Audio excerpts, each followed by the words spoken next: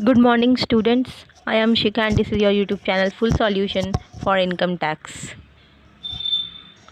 आज हम लोग स्टार्ट करने वाले हैं एक नया chapter income from house property.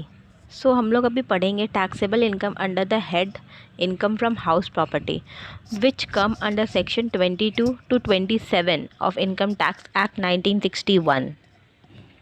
So house property is second head of income. पहले हम लोगों ने सैलरी पढ़ा है, अब हम लोग हाउस प्रॉपर्टी जो कि सेकेंड हेड है इनकम का उसको एक्सप्लेन करेंगे।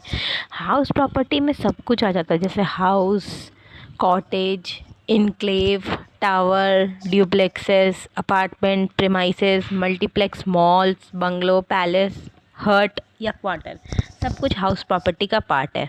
सो what do you mean by house property? What is income from house property? So income from house property is any income arising out of house property either in form of rental income, जैसे हम लोग के पास जो घर होता है उसमें हम लोग कभी कभी रेंट देते हैं लोगों को, तो वो सब उस रेंट का कैलकुलेशन सारा हाउस प्रॉपर्टी से जो भी इनकम हुआ उसमें आता है। तो इनकम टैक्स डिपार्टमेंट हमें टैक्स करती है उस रेंट पे जो हमने अपने घर पे रखा हुआ है रेंटर्स लोग को, या फिर ट्रांसफ़र करते हैं हम लोग घर, एक किसी के नाम पे हम लोग घर ट्रांसफ़र कर देते हैं या किसी को बेचते हैं, तो वो सब कुछ हाउस प्रॉपर्टी में आ जाता है। अभी हम लोग डिस्कस करेंगे कि what are the things included in house property. So house property में क्या क्या चीज़ें इंक्लूड होती है आप लोग नोट करते जाइएगा। Number 1, consist of any building और लैंड अपरटिनेंट देयर टू। एक कोई बिल्डिंग जिससे लैंड अटैच हो। अब लेट अस सपोज़ कि मिस्टर राम है, उसका एक बिल्डिंग है यहाँ रातू रोड में और उसके पास एक लैंड भी है, लेकिन लैंड उसकी लालपुर चौक में है, तो वो हाउस प्रॉपर्टी में नहीं आएगी। अगर बिल्डिंग रातू रोड में है और लैंड बिल्डिंग के साथ अटैच्ड है, लेट अस सपोज़ कि एक गार्डन है मिस्टर राम का जो बिल्डिंग के साथ अटैच्ड है, तो वो सारा कुछ हाउस प्रॉपर्टी में इंक्लूड होगा। सो कोई भी लैंड अगर बिल्डिंग से अटैच होगी तो ही वो हाउस प्रॉपर्टी में आएगी। अगर लैंड अलग से है और बिल्डिंग अलग है कहीं अलग अलग जगहों पे, तो वो हाउस प्रॉपर्टी में नहीं आएगी, वो कैपिटल गेन्स में आएगा, वो लैंड का वैल्यूएशन, और सिर्फ बिल्डिंग का वैल्यूएशन हाउस प्रॉपर्टी के अंदर आएगा। ओके, इसका कुछ एक्सेप्शंस भी होता है। एक्सेप्शन ये है कि बिल्डिंग और staff quarter let out to employees and other. कोई भी बिल्डिंग अगर हम लोग स्टाफ्स को देते हैं, अपने एम्प्लॉयज़ को देते, तो ये सारा कुछ हाउस प्रॉपर्टी में नहीं आएगा, बल्कि ये इनकम फ्रॉम बिजनेस में आएगा। Okay, number B exception is if a building is let out to authorities for bank, post office. अब कोई भी अपने बिल्डिंग में बैंक्स को रेंट देते हैं बैंक के लिए, या फिर पोस्ट ऑफिस, पुलिस स्टेशन, ये सब कुछ के लिए देते हैं, तो ये सारा कुछ हाउस प्रॉपर्टी में नहीं आता है, ये इनकम फ्रॉम बिजनेस होता है। Third exception is composite letting of building with other assets. जैसे कि कुछ और एसेट्स है हमारे पास, उसके साथ भी हम अपना बिल्डिंग को दे दिए हैं, लेट आउट करते हैं ना, कुछ समय के लिए किसी को देते हैं, तो अगर वो केस होगा तो वो भी बिजनेस एंड प्रोफेशन में आएगा। And last exception is paying guest accommodation. अगर हम पेइंग गेस्ट रख रहे हैं तो ये भी हमारा बिजनेस इनकम होगा। ओके, तो ये 4 एक्सेप्शंस थे पहले केस के कि बिल्डिंग और लैंड अपरटिनेंट देयर टू, मतलब लैंड से बिल्डिंग जब अटैच होगी तो ये हाउस प्रॉपर्टी में आएगा, लेकिन इसका ये 4 एक्सेप्शंस था। Okay, number 2 is on it's annual value. मतलब ये है कि इनकम फ्रॉम हाउस प्रॉपर्टी अपने एनुअल वैल्यू पे कैलकुलेट किया जाता है कि उस घर से कितना एनुअल वैल्यू आपको मिल रहा है। Basically annual value is rental value basically, क्योंकि सेल्फ ऑक्यूपाइड में तो एनुअल वैल्यू क्या ही होगा। ओके, नंबर 3 जिसमें income from house property calculate किया जाता है, the assessee should be the owner of that property. Owner होना चाहिए एसएससी को अपने प्रॉपर्टी का। अगर एसएससी के पास प्रॉपर्टी ही नहीं है तो वो किस बात का हाउस इनकम में टैक्स देगा? सो अगर एसएससी ओनर होगा उस हाउस प्रॉपर्टी का तभी वो उस पर टैक्स देगा। Okay, next 4th is it is not used for purpose of assessee's business or profession. वो हाउस जिसमें टैक्स लग रहा है एज अ हाउस प्रॉपर्टी, वो बिज़नेस के लिए यूज़ नहीं होना चाहिए, वो सिर्फ रहने के लिए यूज़ होना चाहिए, या फिर वो वेकेंट भी रहे तो चलेगा, मतलब अगर खाली है तो भी ठीक है, पर वो किसी बिज़नेस पर्पस के लिए, ऑफिस, गोडाउन वगैरह के लिए यूज़ नहीं होना चाहिए। ओके, तो ये सब सारे प्रॉपर्टीज़ है income from house property calculate करने के लिए, ये सारे बेसिक रिक्वायरमेंट्स हैं।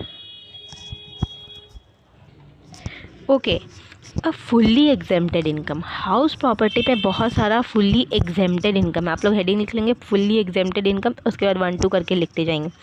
तो fully exempted income under house property are number 1 income from farm house, अगर वो फार्म हाउस जो हम लोग एग्रीकल्चरल इनकम भी पढ़ चुके हैं कि वो फुल्ली एग्जेम्प्टेड होगा। Number 2 is annual value of 1 place of x Indian ruler, अगर ये हम लोग समझे तो अगर अभी भी हम लोग देखते क्या साउथ इंडिया में अभी भी रूलर्स लोग रहते हैं, लाइक त्रावणकोर के किंगडम के रूलर्स है या निज़ाम से ये लोग रहते हैं, तो इनका जो पैलेस होता है ये भी इसमें जो वैल्यू कैलकुलेट होगा वो भी एग्जेम्प्टेड होता। Okay, number 3 is income from property owned by, वो सारे प्रॉपर्टी कौन लोग ओन करेंगे जो एग्जेम्प्टेड होगा। Number 1 local authority, scientific research association, trade union, charitable trust, political party, ये लोग जितने भी प्रॉपर्टीज़ को ओन करेंगे वो सारा कुछ एग्जेम्प्टेड होगा। ओके, साथ ही वो प्रॉपर्टीज़ जो कि यूनिवर्सिटीज़ लाइक एजुकेशनल पर्पस के लिए हैं और वो जो मेडिकल इंस्टीट्यूशंस है जो प्रॉफिट के लिए काम नहीं करती, एक एनपीओ जैसे काम करती है, ये सारे कुछ का प्रॉपर्टी एग्जेम्प्टेड होता है। Number 4 is income from property used for assessee's own business or profession, कोई एक मेरे पास घर है उसका कुछ पार्ट हम यूज़ कर रहे हैं अपने बिजनेस के लिए, तो वो भी एग्जेम्प्टेड होगा इसमें। Income from 1 self occupied house, self occupied house है तो वो भी एग्जेम्प्ट होगा, जैसे मैंने पहले बताया था कि हाँ सेल्फ ऑक्यूपाइड हाउस में रेंट भी हम लोग नहीं दे रहे हैं बल्कि हम लोग उसे यूज़ कर रहे हैं खुद से, तो उसमें वो भी एग्जेम्प्टेड होता है। Next last is income from house meant for self resident but could not be occupied through out the previous year on account of his service business profession at any, यहाँ पे बोल रहा है वेकेंट हाउस, हम लोग रहने के लिए घर बनाए हैं लेकिन अभी 1 साल के अंदर मतलब प्रीवियस ईयर में उसमें रह नहीं पाए हैं, ना ही उसमें कुछ बिजनेस एक्टिविटी हो रही है ना कुछ, तो ये सारे जो प्रॉपर्टीज़ होंगे वो फुल्ली एग्जेम्प्टेड इनकम होगा। ओके, अब कुछ डिडक्शन है, जब हम लोग हाउस प्रॉपर्टी पूरा कैलकुलेट कर लेंगे तो ग्रॉस टोटल इनकम जो हमारा आएगा उसमें हम लोग कुछ डिडक्शंस करते हैं। वो क्या डिडक्शंस हो रहा है, पहला डिडक्शन है कोऑपरेटिव सोसाइटीज़ को, अगर हम लोग गोडाउन या वेयर हाउस रेंट कर रहे हैं किसी भी कोऑपरेटिव सोसाइटीज़ के गोडाउन या वेयर हाउसिंग जब हम लोग लेट करते हैं कि हाँ कोऑपरेटिव सोसाइटीज़ को दिए अपने प्रोडक्ट को रखने के लिए, तो उससे जो इनकम होगा वो डिडक्टिबल है ग्रॉस टोटल इनकम से। Okay, and second is income from cooperative society from house property provided it gross total income does not exceed 20,000, वो 20,000 से ज़्यादा नहीं होना चाहिए वो कोऑपरेटिव सोसाइटी का इनकम, तब वो सारा कुछ एग्जम्पशंस में आ जाता है। द लास्ट केस, अब लास्ट एक टॉपिक जो बताना है कि कौन कौन सा हाउस प्रॉपर्टीज़ पे हम लोग टैक्स लेंगे अगर इंडिया में प्रॉपर्टी नहीं है। लेट अस सपोज़ कि रेसिडेंट है मिस्टर राम इंडिया का, पर उसके पास ब्रिटेन में एक घर है, तो वो भी टैक्सेबल होगा इंडिया के इनकम टैक्स एक्ट के अंदर क्योंकि mister Ram is resident. Okay, so ये दिमाग लगा सकते हैं हम लोग कि जो भी रेसिडेंट होगा इंडिया का और उसका प्रॉपर्टी वर्ल्ड में कहीं भी हो तो वो इंडिया में as a house property tax किया जाएगा। Okay, and last is composite rent, कभी कभी ऐसा होता है कि हाउस के साथ हम लोग फ्रिज, बेड और भी बहुत सारा फर्नीचर्स या कुछ साथ में रेंट करते हैं, रेंट पे दे देते हैं, तो फिर क्या होता है कि हम लोग किस पे टैक्स लेंगे, वो सारा कुछ फर्नीचर वगैरह तो ये सब तो अलग हेड में आएगा, इनकम फ्रॉम अदर सोर्सेस में जाएगा उसका रेंट, और सिर्फ हाउस जो बिल्डिंग है आपका उसका rent income from house property में आएगा, तो उसमें कंपोजिट रेंट का एक कॉन्सेप्ट आता है। अगर इन दोनों केसेस में फर्नीचर्स का और बिल्डिंग का रेंट अगर अलग अलग निकाल सकते तब तो डैट इज़ करेक्ट कि हाँ जो अदर सामान का जो भी रेंट होगा वो इनकम फ्रॉम अदर सोर्सेस में आएगा और जो बिल्डिंग का रेंट होगा वो इनकम फ्रॉम हाउस प्रॉपर्टी में आएगा। पर अगर हम लोग इन दोनों को स्प्लिट नहीं कर सकते, अगर फर्नीचर और बिल्डिंग या फिर जो भी है उनका रेंट अगर हम लोग अलग अलग कैलकुलेट नहीं कर सकते तो सारा कुछ जो आएगा वो अदर सोर्सेस में जाके हो जाएगा टैक्सेबल। ओके, तो ये हाउस प्रॉपर्टी में फिर टैक्सेबल नहीं होगा। Okay, thanks for watching the introductory class of income from house property.